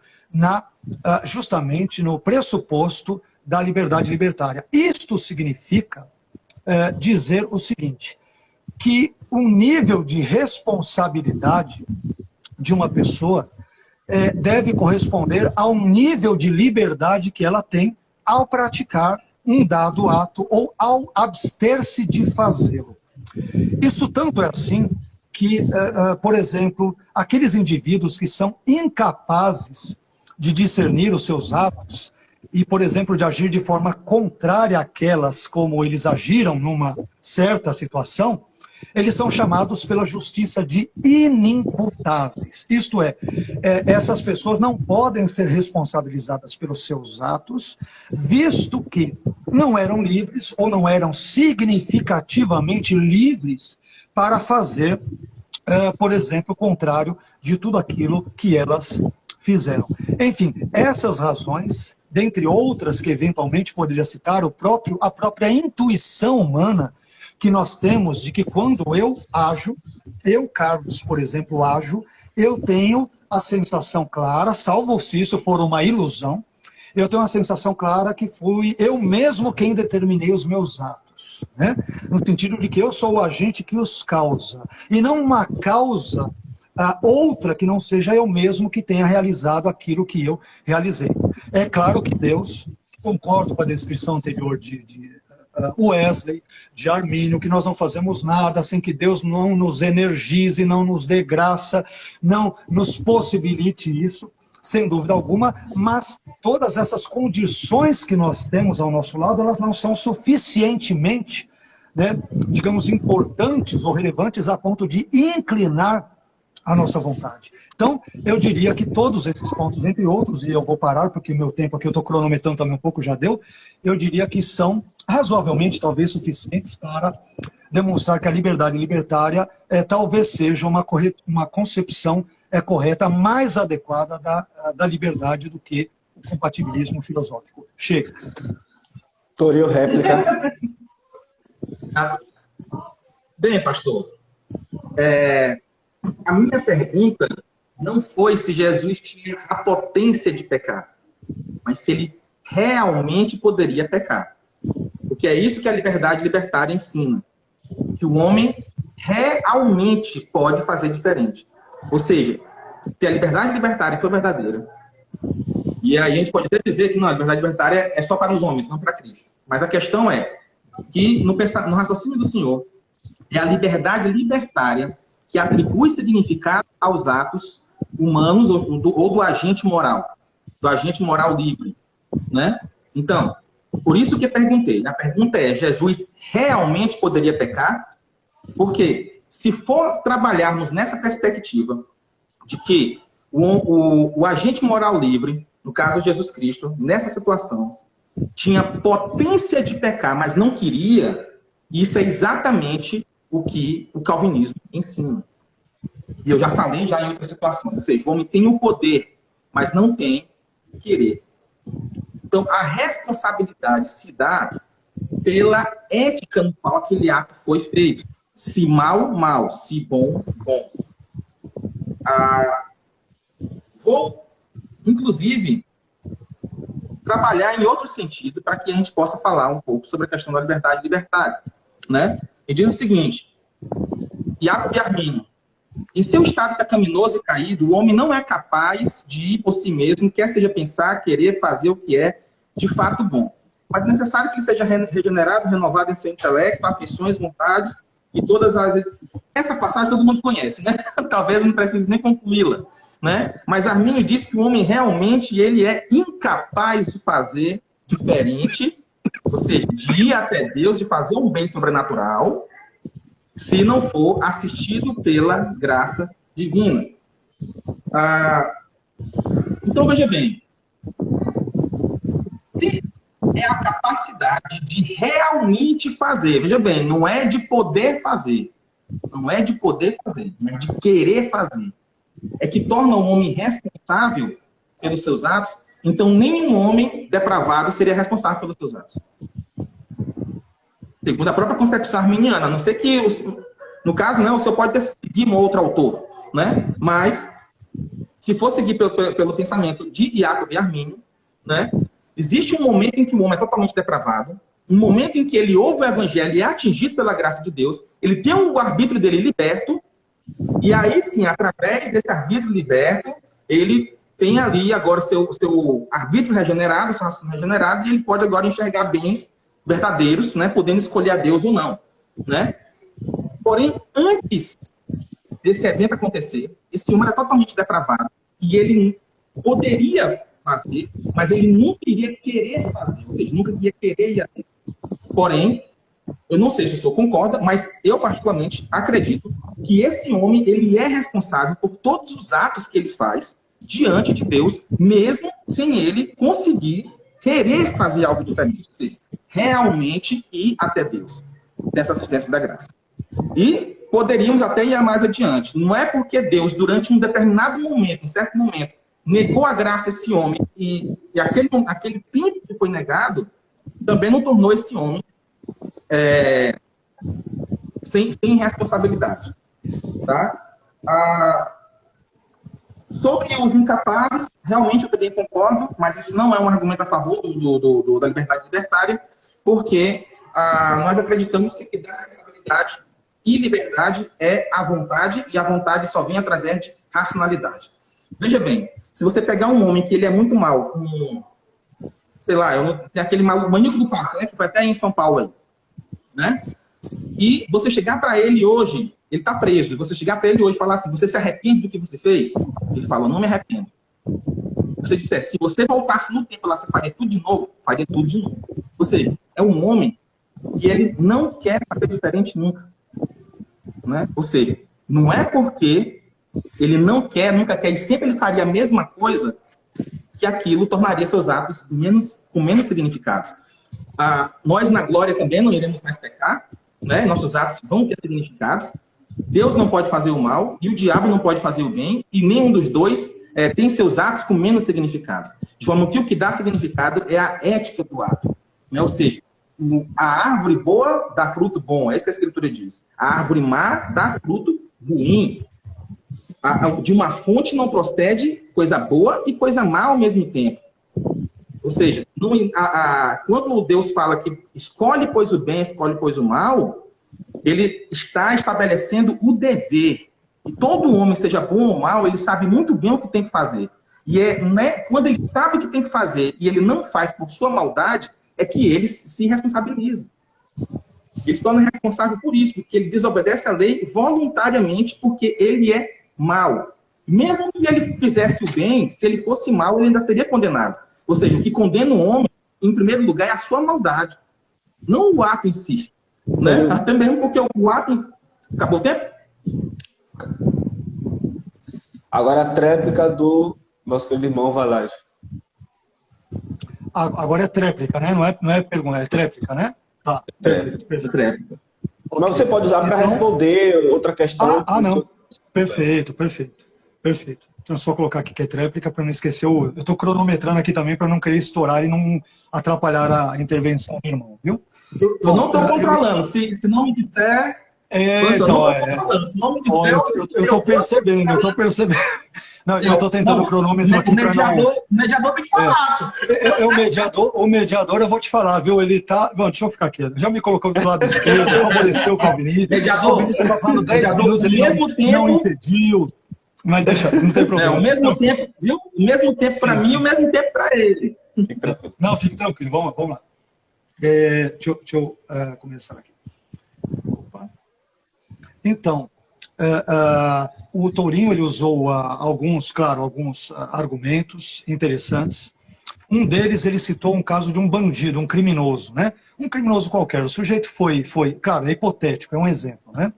Esse sujeito foi preso, não importa. Ele era um estelionatário, um bandido, um criminoso, um assaltante, não importa a natureza do delito. E ele, por exemplo, pergunta, retoricamente, se esse sujeito vai para a cadeia, lá na delegacia, o delegado, por exemplo, pergunta para ele, poxa, mas por que você fez isso? Você não se arrepende? Não me arrependo. Mas, e se você te fosse dado uma nova oportunidade, você faria de novo? No exemplo do Tourinho, ele diz, eu faria tudo isso de novo. Mas não é um exemplo necessário. Ele poderia não ter feito de novo o que ele fez. Entendeu? Tudo bem, você usou um exemplo imaginamos uma pessoa degenerada a tal ponto que se ela tivesse a oportunidade de voltar ao tempo e de realizar um determinado ato, no exemplo que você citou, você disse que essa pessoa irredutivelmente diz, eu não faria, eu faria isso tudo de novo. Peraí, mas ela poderia não fazer. Ela poderia não fazer. Ela poderia ter se arrependido. A gente conhece vários casos nesse sentido, né?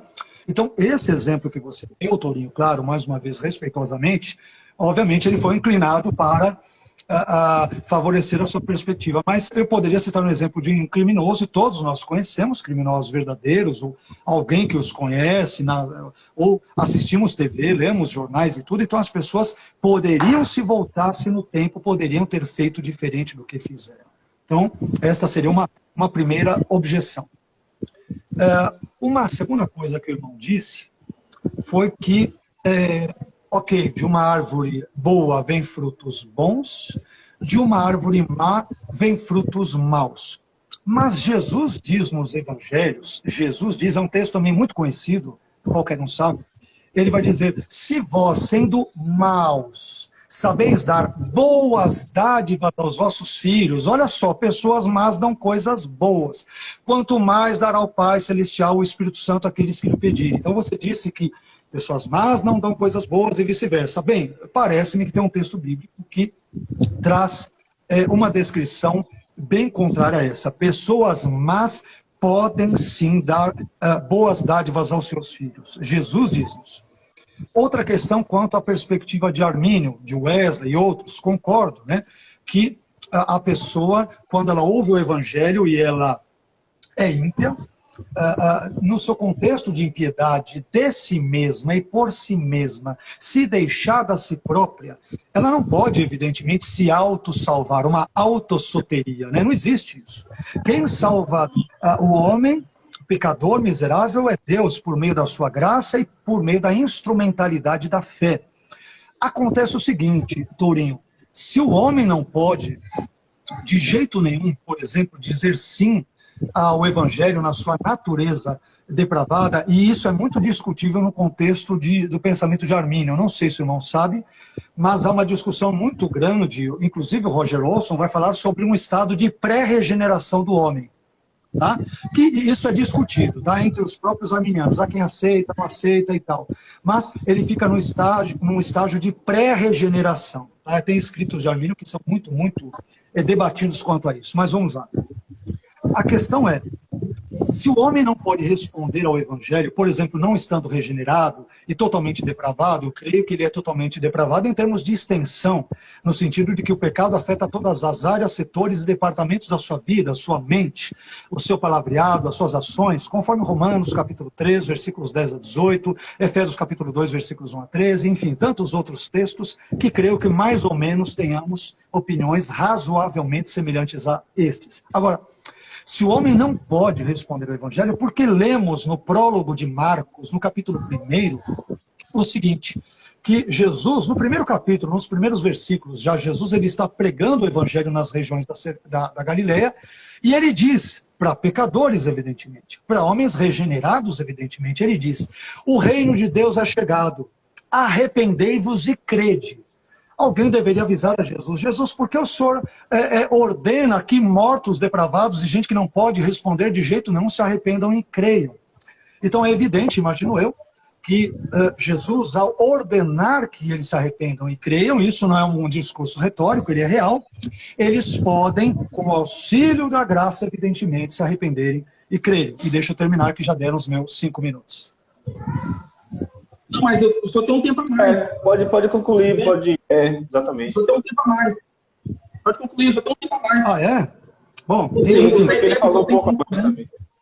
Tá bom, não. Mas eu diria, em termos gerais, esses elementos. A Bíblia parece presumir, e eu diria que é em todos os textos, né? Obviamente você pode chegar a esse texto aqui, pode ter uma dificuldade e tal, mas quando a gente lê em Marcos, no capítulo 16, ide por todo mundo, pregai o evangelho a toda criatura, quem crer e for batizado será salvo, quem não crer será condenado, presume-se que os ouvintes do evangelho ainda que totalmente depravados, evidentemente ímpios, mas no momento em que o evangelho é pregado, é transmitido, não importa de que meio, né, por que forma, as pessoas têm a habilidade, a capacidade, por meio dessa graça preveniente, a própria pregação do evangelho é uma graça que vai ao encontro das mesmas e que lhes possibilita que creiam em Cristo. Se isso não for verdade, qual o sentido de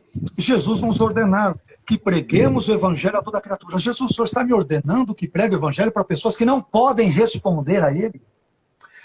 O Senhor está dizendo para aquelas pessoas de Marcos no capítulo 1, o tempo é chegado, o reino dos céus está aqui, arrependam-se e creiam, mas eles não têm a menor condição de crerem. E aí eu perguntaria de novo, essa oferta do evangelho seria uma oferta bona fide, como dizem os estudiosos, teólogos e tudo, né? Ela é uma oferta sincera e verdadeira? Ou Jesus, e obviamente estou trabalhando em termos retóricos e hipotéticos, estaria brincando com os seus ouvintes com uma coisa muito séria que é a salvação. Olha, eu disse para vocês, totalmente depravados, arrependam-se e creiam, mas eu sei que vocês não quererão crer. Vocês não vão crer de verdade. Então, eu estou pregando só para fazer uma espécie de um teatro, alguma coisa do gênero, mas a minha pregação não é verdadeira, porque eu sei que nenhum de vocês que estão me ouvindo podem efetivamente crer. Então, esse é o problema com esse aspecto, apesar das perspectivas de Armínio, de Wesley e tudo, a pregação do evangelho a ímpios presume que ímpios, com o auxílio da graça, e sem ainda serem regenerados, possam crer em Cristo e, portanto, serem salvos. Tá bom? Fico por aqui, não quero me delongar. Senhores, a gente fez o primeiro bloco e caiu a live, né? Nosso propósito foi fazer cada um dos dois, 3 perguntas. E aí as réplicas, etc. e tal. E com todo o pastor agora que finalizou, foram 3 perguntas cada um. E agora nós queríamos finalizar. Gostaríamos que tanto Torinho como o pastor Vailate, começando por Torinho, que o Vailate falou agora, desse sua argumentação final sobre o tema. De até 3 minutos, por favor. 3 minutos ou 5? Vamos botar 5. Eu não gosto de tempo. Vamos lá. Pastor, eu acredito que o senhor não respondeu a minha pergunta, né, a respeito da liberdade e responsabilidade de Jesus Cristo, né? O poder fazer diferente, isso eu afirmei durante o debate inteiro, que o poder de fazer diferente não é a mesma coisa de querer fazer diferente. Então, para que a liberdade libertária seja verdadeira, o homem tem que poder atualizar um ato diferente. Ele tem que conseguir fazer isso. Ora, mas se o próprio Cristo não o fez, e ele não conseguiria fazer, porque a potência tudo bem, a questão é, Jesus Cristo conseguiria pecar, ele conseguiria atualizar esse pecado. Eu acredito que seria muito ousado, né, de qualquer teólogo afirmar isso. Inclusive, Prudêncio de Montemayor, um pré-molinista, ele foi condenado pelo Tribunal de Santo Ofício justamente por afirmar isso. Por quê? Ele afirmou que se Jesus não pudesse fazer diferente, se ele não pudesse falhar na sua missão, se ele não pudesse pecar, então a obra de Cristo não teria significado, não teria sido verdadeira. Mas esse é exatamente o argumento da liberdade libertária levado às últimas consequências. Ou seja, de que os atos só têm significados se o homem conseguir atualizar um ato diferente, ou seja, realmente fazer. Por outro lado, na segunda parte do argumento do irmão, nós falamos sobre a depravação total. Talvez eu não tenha sido tão claro. Não estava falando do momento em que o homem ouve o evangelho, porque naquele momento em que ele ouve o evangelho é poder de Deus para salvar as pessoas. Então, naquele momento já há uma emissão da graça. No momento em que o homem ouve, já há uma emissão da graça. Eu estou falando desse período anterior a ele ter tido contato com o evangelho.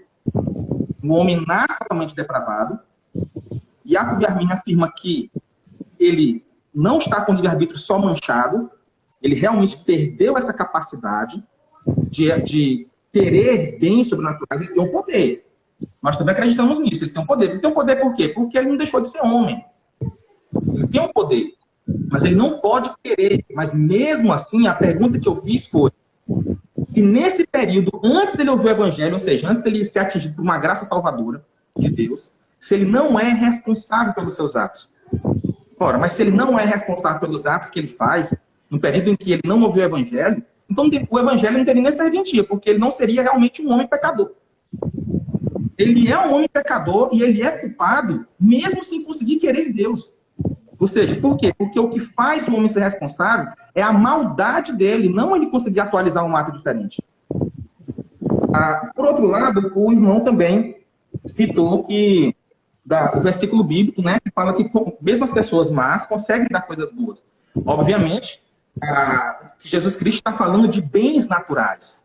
Ora, bens naturais as pessoas realmente conseguem fazer. Não quer dizer que uma pessoa que é ateu, porque não acredita em Deus, ou porque ela é ímpia, que ela seja uma pessoa má, realmente, né? Ou seja, insociável. Mas esse texto não está falando de bondades, de boas obras de valores sobrenaturais. Não está falando disso. E eu estou falando desse aspecto. Ou seja, o homem, para ser condenado ao inferno, ele tem que ser levado em conta não as ações dele, que ninguém é salvo por obras, boas obras de valor natural, mas as boas obras de valor sobrenatural. E o que a Escritura fala é que o homem carnal, ele nem sequer entende as coisas do Espírito. Né? Ou seja, o homem carnal, ele faz aquilo que é da carne. É o homem espiritual que faz as coisas do Espírito. Né? Então, eu não vou entrar na discussão aqui da graça preveniente, porque até sai da questão do tema. Porque eu estou falando da questão da liberdade libertária, com relação ao homem totalmente depravado, antes de ser atingido pela graça, se ele é responsável ou não pelos seus pecados. Certo? Então, com essa daqui as minhas considerações finais, e eu não quero me alongar além do que eu teria falado, então, deixo registrado que o professor Vailate, acredito que o professor Vailate não respondeu a pergunta sobre a atualização do pecado de Jesus Cristo. Eu acredito também que ele, eu não sei se equivocou, mas não direcionou bem a resposta dele com relação à depravação humana antes, a responsabilidade do homem depravado, antes do contato com o Evangelho. A respeito da cooperação divina, né? Foi mostrado também que os textos de Calvino não queriam dizer, em hora alguma, que Deus infundiu o pecado, obrigou o homem a pecar, mas que foi mantido o poder nesse homem. No entanto, esse próprio homem não tinha o querer de fazer diferente naquele momento. E por isso, ele foi pecado. Inclusive, ele caiu em pecado. Inclusive, o Perkins vai dizer o seguinte, que Adão só caiu porque ele não desejou o auxílio de Deus. Ele vai adiante ainda, né? Perkins, pai dos puritanos, né? E por último, quero agradecer ao professor Vailate, né? por esse debate. Né? Eu gostei muito de debater com o senhor. Uma pessoa extremamente educada,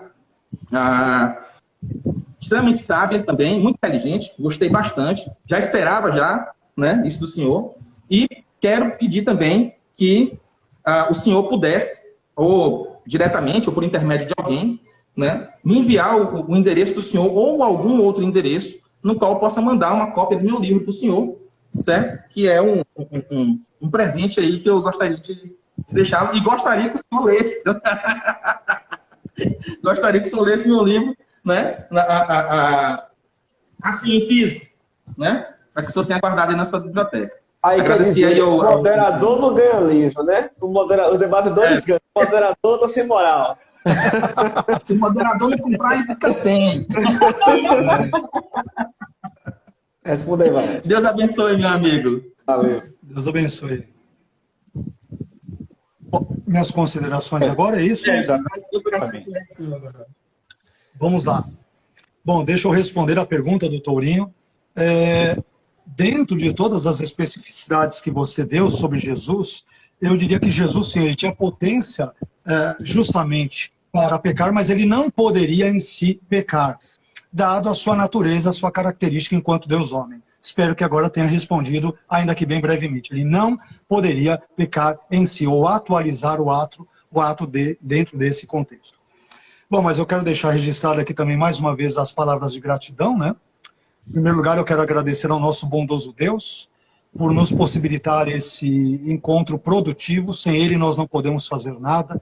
Jesus já disse, sem mim nada podeis fazer. E agradecemos ao nosso Senhor Jesus Cristo por isso. Eu quero agradecer também ao Júnior, que muito gentilmente, educadamente, me convidou. Quando eu vim participar desse debate, várias pessoas entraram em contato comigo para fugir, porque falaram que haveria muita basófia, vamos zoar, não sei mais o quê, e não sei mais o quê, e desenharam N situações, às vezes da página ou do Tourinho, mas, mais uma vez, o Tourinho foi extremamente elegante e educado, e nós devemos, enquanto cristãos, sermos honestos e amáveis uns com os outros, né? Jesus disse, nisso todos conhecerão que sois meus discípulos. Não se fordes calvinistas, arminianos, molinistas, durandistas, escotistas, mas se vos amardes uns aos outros. Para mim, portanto, é uma honra estar aqui com vocês. Agradeço ao canal da Teologia Saudável. Deus abençoe vocês. Vida longa para a Teologia Saudável. E que Deus abençoe vocês. E me permita agora brincar um pouco com o querido Tourinho, né? Eu quero agradecer o Tourinho por ter escrito o livro O Calvinismo Explicado, que eu tenho aqui no Kindle. Agradeço pelo livro físico. Vou te presentear em troca, né, para não ser mal educado, deselegante, com o meu último livro escrito, Abacuque, Introdução, Tradução e Comentário. E tem coisas aqui de compatibilismo, de filosofias, elementos aqui, apesar de a minha ênfase ser bíblica, tá? Mas buscarei te presentear também com o maior prazer, com o maior carinho, viu, meu irmão? Será uma alegria. Espero também que você leia, goste, pode tecer as críticas, né? Quem não quiser ser criticado é só não aparecer e nunca mostrar as caras, né? Faz parte, a crítica faz parte da vida, desde que construtiva, num ambiente fraterno, amoroso, especialmente no contexto cristão. Então eu quero agradecer o Tourinho pelo livro Calvinismo Explicado, porque eu li muita coisa dele, eu não li tudo, mas a primeira parte que envolveu o nosso debate eu li tudo. Eu tenho que ler a parte da teontologia, estou curioso para lê-la. Quem sabe eu a leio no seu livro físico, né? Mas eu agradeço ao Tourinho, porque ao lê-lo eu pude consolidar ainda mais as minhas crenças arminianas. Permitindo minha brincadeira, né? Então, graças a Deus por sua vida, agradeço a todos os irmãos e quero também tecer algumas outras considerações, né? Nesse término.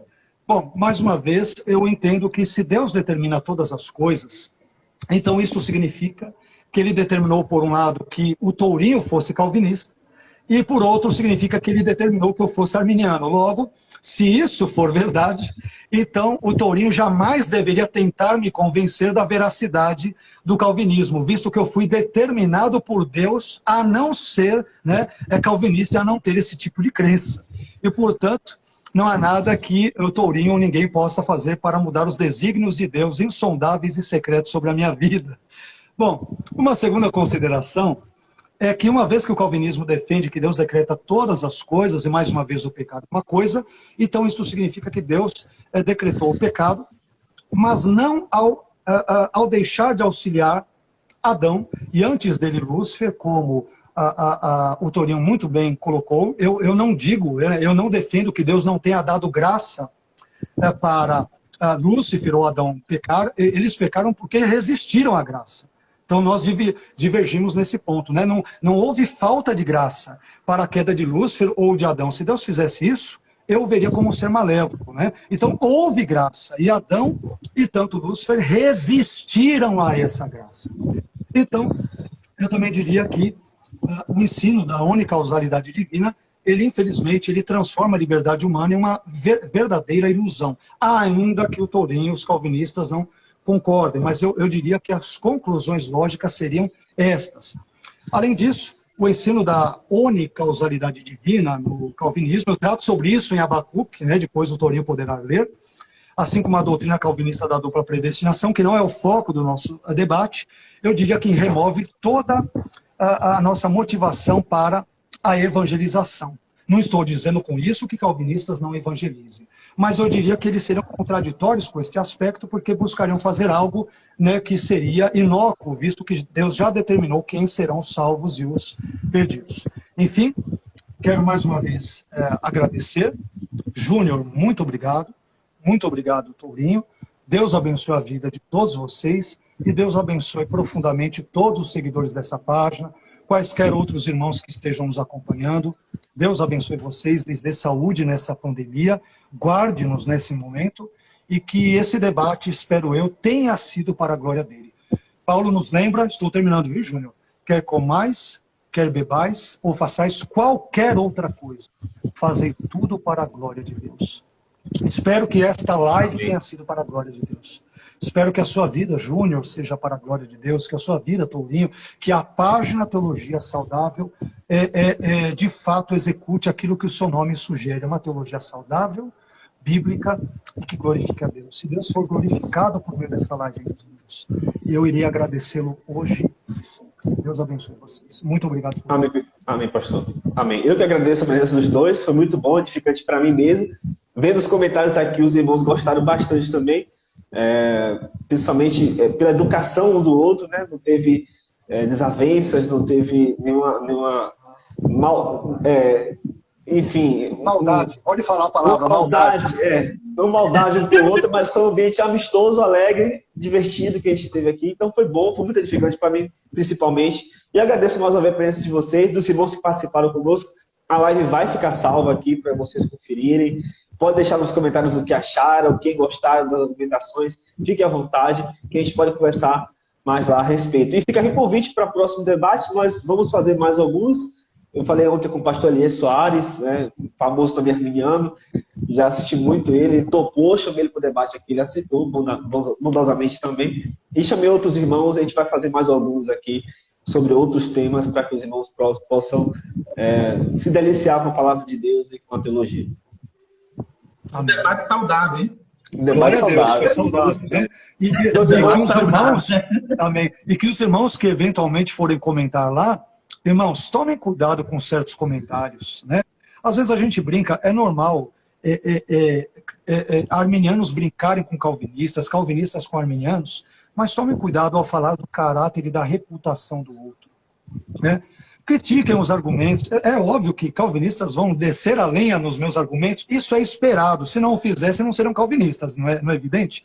E é evidente que arminianos vão descer a ripa também no Tourinho e outras coisas. Mas, gente, critiquem os argumentos, todas as situações e tal, né? Tomemos cuidado para não entrarmos no caráter da pessoa, na reputação, em questões familiares, em outras coisas, né? Critiquemos, pensamentos devem ser criticados. O arminianismo, eu entendo que o arminianismo não está acima do bem e do mal. Não sei o que, claro, não respondo por outros arminianos, eu não respondo pelo Tourinho, né? Mas apenas uma perspectiva filosófica que não é perfeita, como eu entendo que nenhum sistema teológico filosófico, teológico seja perfeito. Então, que hajamos de forma fraterna e cristã com os outros, né? A fim de fato, termos a reputação de cristãos valer a pena, né? Porque senão cristãos nominais está cheio por aí.